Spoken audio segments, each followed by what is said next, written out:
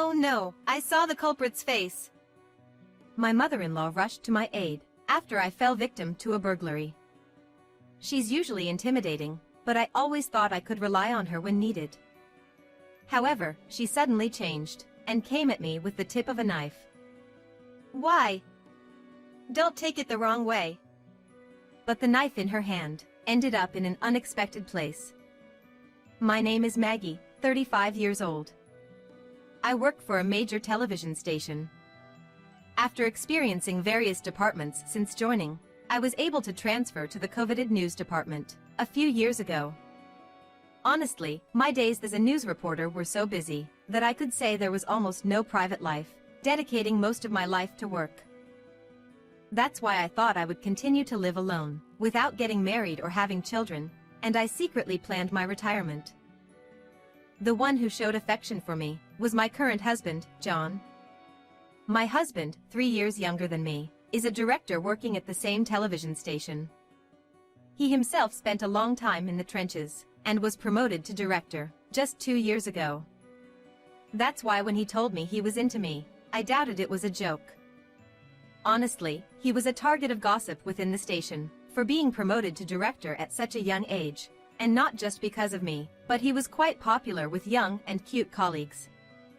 I've always liked you, Maggie, and I worked hard at my job to get you to notice me. Please, as a reward for my efforts, could you go out with me? It turns out he has had feelings for me since he joined the company. However, to be honest, my first impression of him was like a younger brother, and I couldn't see him as a romantic interest at all. No, it might be a bit complicated. I prefer someone older. I get told that I'm mature. I'm confident that I don't come off as younger. At first, I rejected him many times, but as my heart gradually wavered to his unwavering feelings for me, we finally started dating. The subsequent marriage progressed smoothly, and that was a story from a year ago. After marriage, with concerns about age, we quickly started infertility treatment. However, what was revealed during this process was that I had a difficult time getting pregnant. Under the guidance of a doctor, we decided to visit the hospital for a while, but due to the busyness of work, it didn't go well at all. In the midst of accumulating stress and wasted efforts and money, we felt our limits. After discussing it thoroughly with my husband, we decided to live as a couple, without children. My husband respected my decision. However, my mother-in-law was furious about this. Originally, she didn't like the fact that I was 3 years older, and even before marriage, she didn't welcome me at all. Still, both my husband and I, working in the media industry, were well aware of the demands of our busy jobs. Thinking there wouldn't be frequent interactions, we got married without paying much attention. My mother-in-law herself, initially, didn't exhibit any sort of mistreatment or bullying typical of a mother-in-law. However, her attitude changed dramatically when she learned about our choice not to have children. Why aren't you having kids? It's probably because you married an older woman. She began angrily blaming and berating me, spreading the story that her son was deceived by an older woman and had a failed marriage. Honestly, I didn't care about the people around my mother-in-law and didn't want to associate with them. However, it was my husband who got furious about this. Mom, stop spreading weird rumors about Maggie. I explained that she's the person I've liked for a long time, and we finally got married. If you don't stop the bad-mouthing, we'll cut ties. Faced with the prospect of being estranged from her beloved son, she must have thought twice. After my husband clearly voiced his complaints, she stopped spreading gossip about me. Still, unable to contain herself, she would find opportune moments, unnoticed by my husband, to harass me. Next week, there's a family event. Count on you to be there. Suddenly being scheduled for events like this became commonplace. I'm sorry, but I have a demanding job, and I can't handle sudden plans. I've asked many times before, but if possible, I'd like to know the schedule a month in advance. You're talking quite arrogantly, huh? Oh, scary, scary. It's like bullying. You're the eldest son's wife, So it's only natural to accommodate the in-laws. If you can't do that, continuing with your job might be difficult, right? Oh, this isn't bullying, it's advice, you know? After repeatedly making snide remarks, my mother-in-law insisted it wasn't bullying. Perhaps out of fear of being estranged from her son, she carefully chose her words. If that's the case, why bother saying anything? And what kind of advice is that? One day, tired of her hidden bullying, a major event that would change my fate occurred.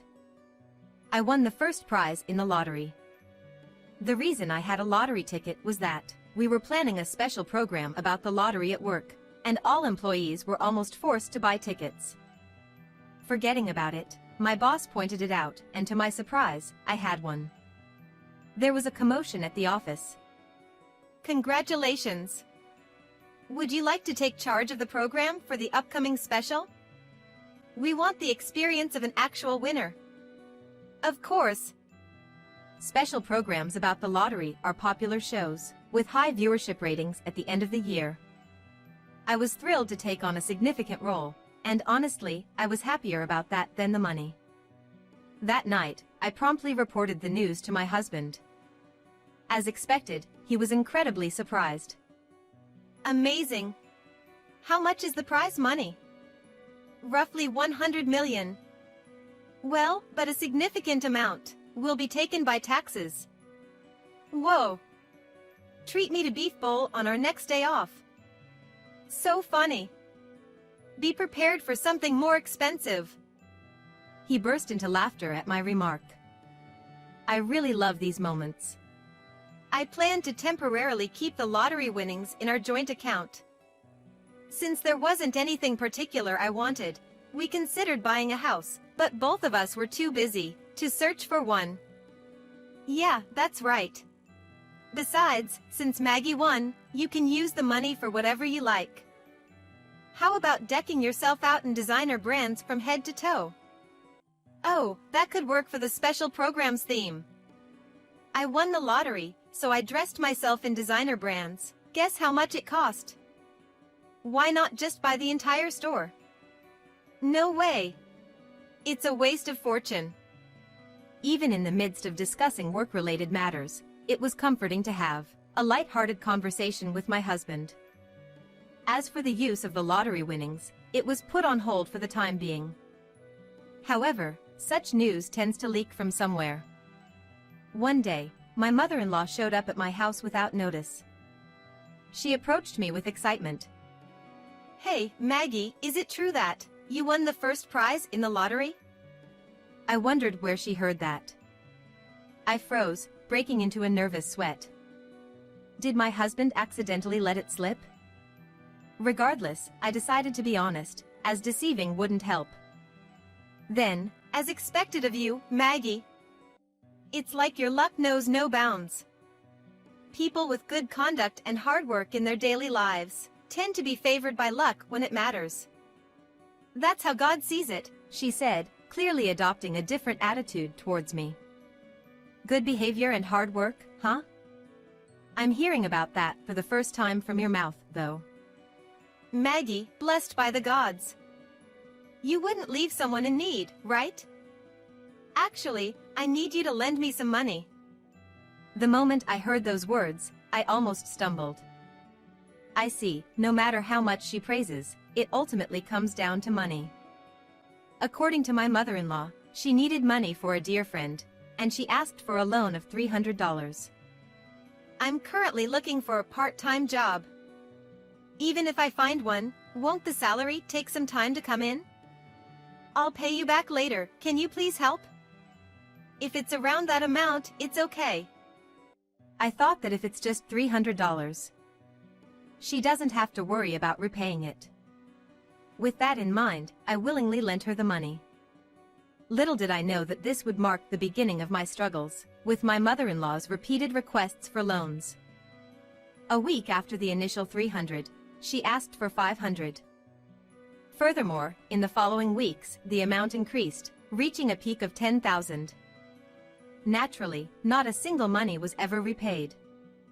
I began to feel that something was off, so I mustered the courage to reject my mother-in-law's request for money. You haven't even repaid the initial $300 I lent you. Regardless of my lottery win, isn't it insincere to continue like this? If you can't repay, you don't have to worry about the past amounts.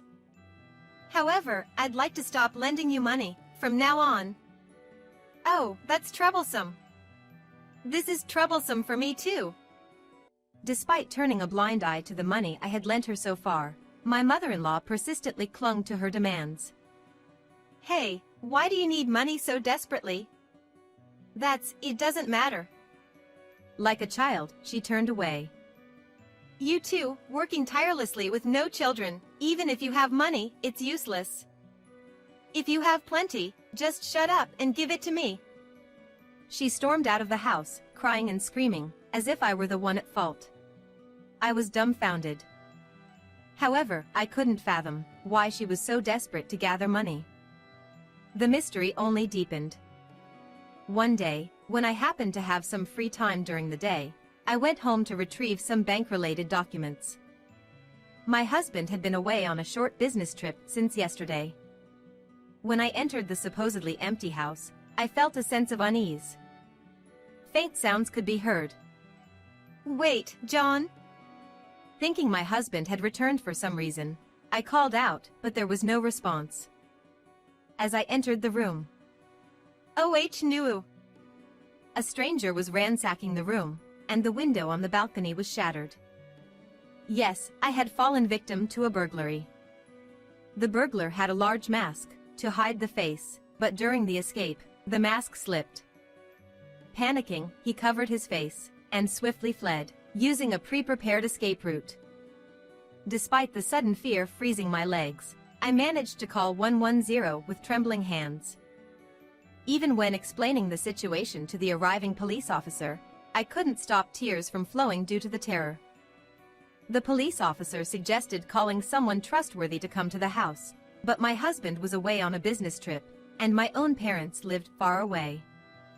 Taking a bold step, I called my in-laws, and my mother-in-law surprisingly answered.